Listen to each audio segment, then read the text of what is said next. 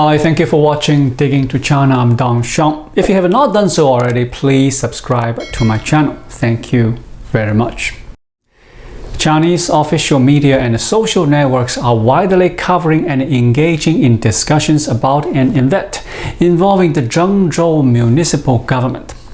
The government has spent 3.4 billion renminbi to tile the riverbed, resulting in an aesthetically pleasing outcome. This development has generated extensive conversations and debates among the public. According to the reports, the Zhengzhou municipal government in Henan province has spent 3.4 billion yuan to tile the riverbed of the Zhengzhou River with marble tiles, which has sparked controversy among netizens. The marble tiles were placed on the walls of the pedestrian walkway above the river channel. The Zhengzhou River Comprehensive Remediation Command recently stated that the installation of the tiles can improve flood control during the flood season and reduce pedestrian safety risks. The cost of installing the tiles is approximately 6.5 million yuan, and they are designed to withstand high-speed erosion in the event of once-in-a-century flood. Along the banks of the Zhengzhou River, sections of marble tiles measuring around 100 meters in length and 1.6 to 2 meters in height are hung on the walls of the pedestrian walkway. However, construction workers have expressed their belief that it is unnecessary to install marble tiles on both sides of the river, considering it a waste, as the water depth in the Zhengzhou River is less than 1 meter. Despite the official explanation stating that the remediation aims to address issues such as inadequate flood control, outdated facilities, and the lack of ecological and service functions, critics argue that tiling the walls with marble is unnecessary and raises questions about its purpose.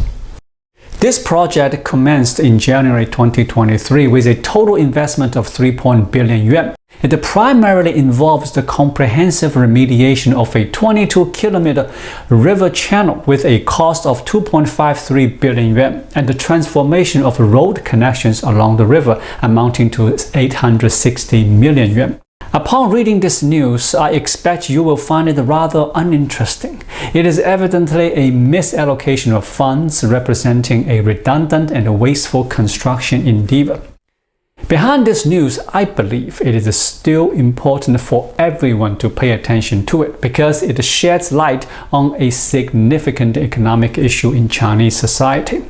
This phenomenon is being widely debated and criticized on Chinese social media, and it is easy for people to quickly judge it as a clear example of wasteful spending, ineffective investment, and construction.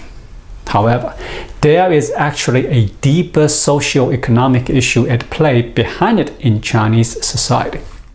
First and foremost, it is astonishing that the Zhengzhou municipal government has decided to adorn the walls of the river channel with marble tiles.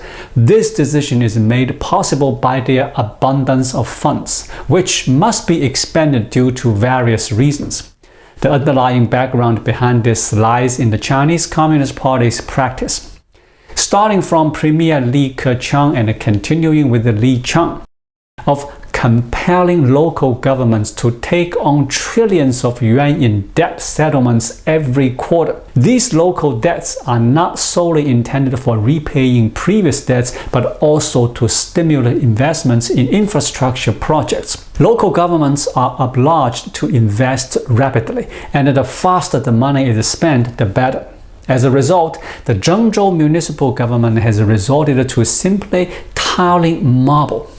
If the central government were to exert further pressure, they might even consider using granite.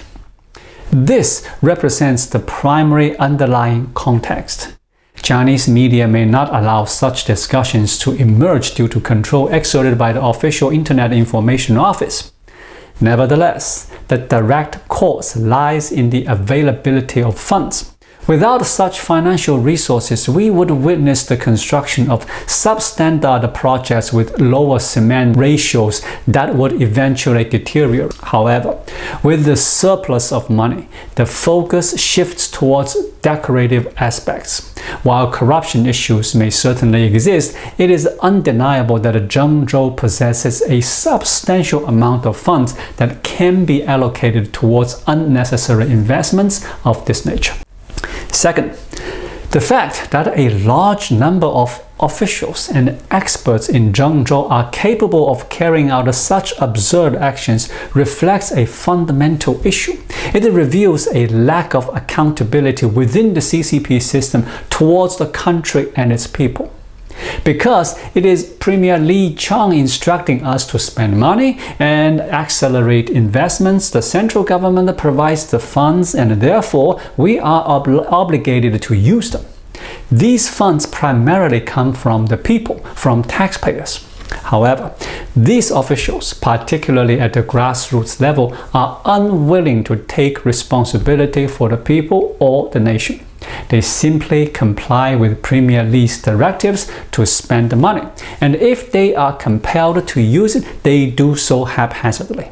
They do not want to waste the money because it is provided by Premier Li and they feel pressured to utilize it. Behind this event, it is evident that these officials are merely fulfilling their duties without taking proactive measures. They simply cater to their superiors and complete tasks without considering the significant waste it incurs for the country. Thirdly, this incident sheds light on the formation of local debts. It demonstrates how much debts are accumulated through wasteful and unnecessary expenditures. In this case, the tiling of these tiles adds to the already mounting local debts. However, the repayment of these debts becomes a concern as the tiles are likely to fall off within a few days and they require replacement, further contributing to the circle of accumulating local debts. This news highlights the mechanism through which local debts are formed, characterized by inefficiency and ineffective investment. Fourthly, the escalating local debt situation in China has led to a lack of concern among authorities. Local government officials maintain a relaxed attitude despite the mounting debt burden. Currently, China's overall debt-to-GDP ratio has reached 282%, the highest among major global economies. The Chinese economy faces two formidable challenges: local debts and the real estate sector. The CCP hesitates to deflate the real estate market due to fears of a bursting bubble. However, the fate of the real estate market depends on a complex interplay of economic factors, not solely on the CCP's actions. The possibility of a hard landing scenario cannot be dismissed. Meanwhile, local debts poses a significant predicament created by the CCP's own system with no clear resolution strategy in sight. The prevailing approach appears to be using even larger local debts to mask existing difficulties. Thus, the construction project in Zhengzhou, Henan, which commenced in January 2023 and involves tiling marble on the riverbed and the walls, serves as a tangible reflection of the immediate consequences resulting from such local debt investments.